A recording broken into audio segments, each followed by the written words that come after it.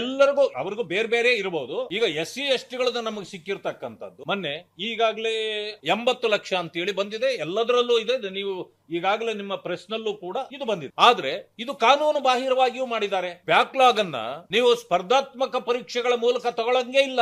ಆದ್ರೂ ನಿಮಗೆ ಯಾರು ಅಧಿಕಾರ ಕೊಟ್ರು? ಸರ್ಕಾರದ ಆದೇಶವೇ, ಅದು ತುಂಬಾ ದೂರದಲ್ಲ, 31/12/25 ಬಂದಿದೆ. ಅದಾದ್ಮೇಲೆ ನೀವು ಸ್ಪರ್ಧಾತ್ಮಕ ಪರೀಕ್ಷೆಗಳನ್ನ ನೀವೇ ಏರ್ಪಡಿಸಿದ್ದೀರಿ ಜನವರಿ 8ರಲ್ಲಿ 26. ಇದು ಒಂದು ಕಡೆ ಆದ್ರೆ, ಮತ್ತೊಂದು ಕಡೆಯಿಂದ ನೋಡಿ, ಗೋಲ್ಡ್ ಮೆಡಲ್ ತಗೊಂಡಿದ್ದಾರೆ ಕಾಲೇಜ್ಗಳಲ್ಲಿ. ಕೆಲವು ವಿದ್ಯಾರ್ಥಿಗಳು ಗೋಲ್ಡ್ ಮೆಡಲ್ ತಗೊಂಡಿದ್ರು ಕೂಡ ಅಂತವರು ಇಲ್ಲಿ ಸೆಲೆಕ್ಟ್ ಆಗಲ್ಲ. ಆಮೇಲೆ ಚೇರ್ಮನ್ ರ ನಿಕಟ ಸಂಬಂಧಿ ಸೂಗುರೇಶ್ ಜಾಕ, Kamadhenu veterinary college boys hostel, Hebbal, Bengaluru 24, ಇವರು ಅಲ್ಲಿ ಸಂಪೂರ್ಣ ಕಡಿಮೆ ಮಾರ್ಕ್ಗಳು ತಗೊಂಡು ಅನೇಕ ಬಾರಿ ಫೇಲ್ ಆಗಿರೋರು ಇಲ್ಲಿ 456.750 ಮಾರ್ಕ್ ತಗೋತಾರೆ.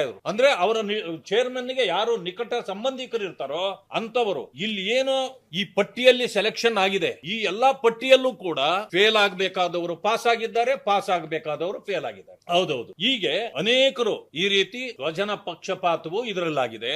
ಅದಾದ್ಮೇಲೆ ಯಾರು ಹಣ ಕೊಟ್ಟಿದ್ದಾರೆ ಅಂತವರನ್ನ ಮಾತ್ರ ಸೆಲೆಕ್ಟ್ ಮಾಡಲಾಗಿದೆ, ಕೊಡಲಾರದವರನ್ನ ಫೇಲ್ ಮಾಡಿ ಇದರಲ್ಲಿ ಇಡಲಾಗಿದೆ. ಈ ಕಾರಣದಿಂದ ತಕ್ಷಣ ಈ ಒಂದು ನೋಟಿಫಿಕೇಶನ್ ನಲ್ಲಿ ಆಗಿರ್ತಕ್ಕಂಥ 400 ಅಭ್ಯರ್ಥಿಗಳ ಸೆಲೆಕ್ಷನ್ ಕೂಡ ತಕ್ಷಣ ಸರ್ಕಾರ ತಡೆ ಹಿಡಿಯಬೇಕು. ಮತ್ತೆ ಅದು ಎಕ್ಸಾಮ್ ಮಾಡಬೇಕು.